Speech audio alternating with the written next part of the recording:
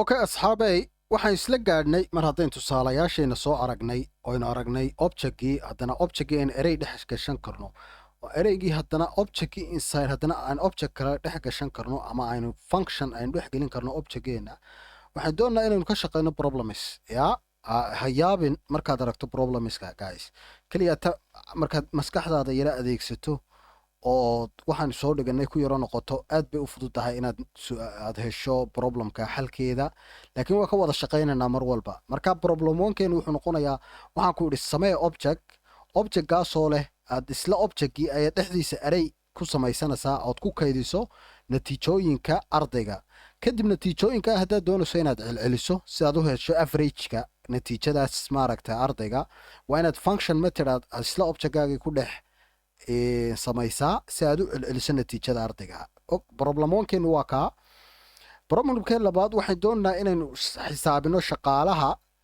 shaqaalaha salarigooda okay maqaas marka shaqaalaha salary la siiyo salarigooda guud haddana bonus baa jira oo shaqada qofka wanaagsan loogu daro markaas aad u doon inaad u hesho salariga macal marka loo geeyo bonuskiisa qofka waxaan doonaysaa inaad xisaabiso salary macal bonuskiisa marka isla same problemkii ayuunbaa socda object baad samaynaysaa objectgaana haddana waxaad kusii dhex abuuraysaa object kale kadibna objectga markaad doonayso inaad xisaabiso bonusiska waxaad doonaysaa inaad function method haddana aad objectgaaga ku dhex samayso si aad u celceliso ood u hesho base salarigiisa iyo marka loo geeyo qofka waxa loo yaqaano salarigiisa oo dhammaystira macal bonuska okay so haddaad doonto performance ratingka ku dar okay performance ratingkiisa oo shaqaale wanaagiisa ya oo rating samee qofka oo marka ratingka if condition isticmaal ya kadibna ratingkaas ku hel qofka inta la siinayo macal loo geeyo bonuskiisa salariga markaad saa u xisaabinayso problemka ka shaqee waan ka wada shaqeynaynaa wax mushkilada male marka inagu isla eegaynaa okay so problem one-keena waxaan ku idhi object bayn doonaa inaan samayno objectga let's say student baynu nidhi so let's say const I will say student one iyo student baan haystay student 3 ide okay so object waan sameeyey si problemka halka ugu fudud baan sheegayaa objectgii waanu samaynay objectga studentka magac baan u bixinayaa let's say Muhammad baan idhi okay age-kiisaan soo qaadanaya let's say age-kiisa 18 badhe okay marka waxaan doonayaa inaan grade-kiisaba aan idhaahdo let's say grade ba igu dar so let's say grade-kiisa waxaaba tidhaahdaa 11th class 11 buu ku jiraa okay marka waxaad tidhaahdaa haddana waxaad soo qaadataa subjectskiisa okay so subjectska waxaan doonaynaa inaan xisaabino waa subjects okay so subjectskan waxay yihiin ayaan doonaynaa inaan eegno marka subjectska qofkaasi muxuu yahay let's say array ba ka soo qaad let's say maths iyo English let's say kan kalena waxaan odhanayaa let's say biology marka waxaan doonayaa inaan grade siiyo sax marka gradeskooda ayaan samaynaynaa haddana okay so gradeska mathska muxuu keenay okay number baynu ka dhiganaa marka let's say gradeska xisaabta ninkan aad buu ugu fiican yahay 9 buu keenay kan kalena 88 ba ii siiyey kan kalena haddaad doontaba waxaad ii siisaa 75 sax waxaan doonaynaa inaan celcelino in gradeskiisan si aynu u helno qofka average gradekiisa sax problemkeena fahan marka hore akhri qoraalka kadibna inaad fahanto isku day kadibna aad ka shaqeyso marka waxaan ku idhi function method isticmaal si aad u xisaabiso gradeska ardayga celceliska qofkaasi okay so let's say function baan samaynayaa get average grade baan odhanayaa let's say get average grade functionkeeni waan sameeyey functionka markaad samayso waxaad odhanaysaa okay function baan soo qaadanayaa let's say functionkii marka waan close garaynayaa mar walba sooyo waxaan doonayaa inaan goordho inform garayaan u yeelo صح marka doonayso inaad celceliso okay gradeski waan hayaa sax marka ardaygii waxaan odhanayaa gradeskiisan saan u celceliyo waa inaan isu geeyaa horta total gradeska okay so marka totalka doonayso inaan ogaado maalinba wax cusub baad baranaysaa let's say totalka guud ee ardayga marka hore isii sax totalkaasaan u ogaado waxaan doonayaa inaan eego gradeskiisa this grades marka keywordkan this waxa loo isticmaalaa inaad propertyga objectgaaga aad access garayso ood eegto so gradeskan aan eeganaa. Marka haddaan doonayo inaan tirooyinkan celceliyo, javascriptigu waxay leedahay wax loo yaqaano reduce. Okay, so javascriptiga marka reduce wax loo yaqaano bay leedahay. So I guess inaan reduce method wax loo yaqaano bay leedahay, sax? waayo markaad doonayso objectskan inaad celceliso waa inaad isticmaashaa method loo yaqaano reduce si aad u hesho celceliska ardayga. Okay, so I don't know inuu halkan ku jiro iyo adigu ka dhex baa documentationka, laakiinse waxaan kuu introduce garaynaya maanta waxa loo yaqaano reduce. sababtoo dhan markaad doonayso inaad xisaabaad samayso ood wixii celceliso ood value-ga soo saarto intaad isu geyso, wax accumulator iyo loo yaqaano bay leedahay. so marka waxaan soo qaadanayaa let's say somebody sugee, waxaan soo qaadanaya gradeka each one, waayo mid walba waa grade, so mid walba inaa sugeyn rabaa. marka kan koowaad wuxuu ka bilaabayaa let's say, waayo waa inay parentheseskan automatic close waa inaad tidhaahdaa.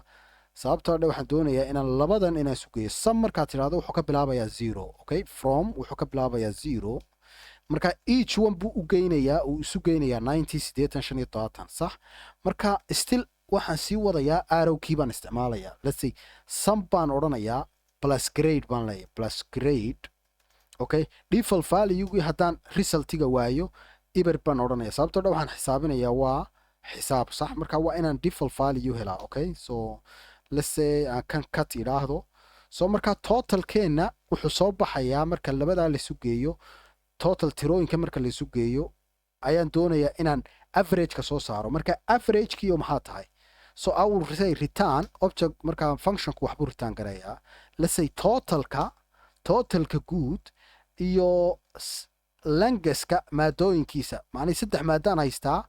waan ku yidhi markaad doonayso inaad arraygan aad eegto waxa kuugu jira langaskooda aad eegaysaa tirada guud. okay, loo qaybiyey baad odhanayaa this waa inaan furaa gradeskan, let's say grades dot length baan leeyahay. macnay 3dan value ee resultiga ah maxaa la yidhaahdaa qofkani uu keenay natiijooyinkan 3dooda ayaan totalkii guudeed aynu helnay aan u qaybinayaa, sax? marka waxaan helayaa averagekiisa. okay, oo dhammaystiran. so marka haddaan doonayo inaan eego on console baan odhanayaa, let's say console dot okay, console dot log, let's say aan printing gareeyo, waxaan soo qaadanayaa tilde signka waxaa leedahay waxa yaroo loo yaqaano maxaa la yidhahdaa maaha waxaan loo yaqaano maxaa la yidhahdaa quotes maaha, laakiinse waa markaad doonayso inaad access garayso magaca qofka ama aad doonayso inaad magac printing garayso. console dot log baan leeyahay, ama aad comment u samayso. student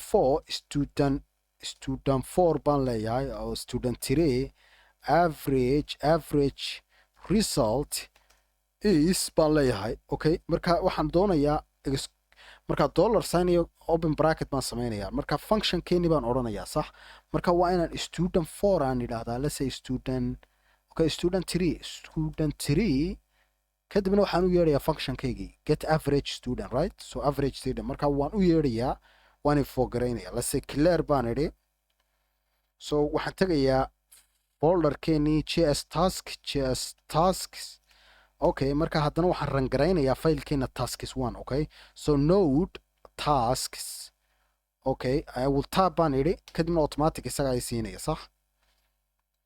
yes, waa ka averagekiisu waa ka student average resultigu waa 4 imika haddaan mid bedelo automatica kalena jawaabteenu u isbedelaysaa, sax? marka jawaabteenu way isbedelaysaa mar walba. okay, let's say clear baan idhi, waa resultigan gradeskaaga bedbedel kadibna averageka xisaabi. let's say waan rangareeyey.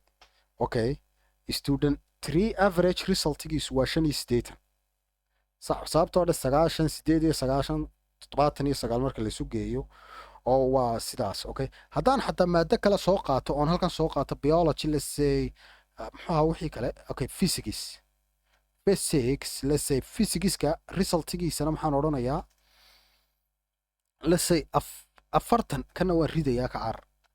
let's say 40 aan idhaahdo, haddana resultiga ii rangaree let's say 74. okay, mar walba markaad doonayso averageka inaad xisaabiso guys, mar walba isku eeg baadooyinkan ku dardarso haddaad doono. langaska automatically isaga ay siinaya, sax?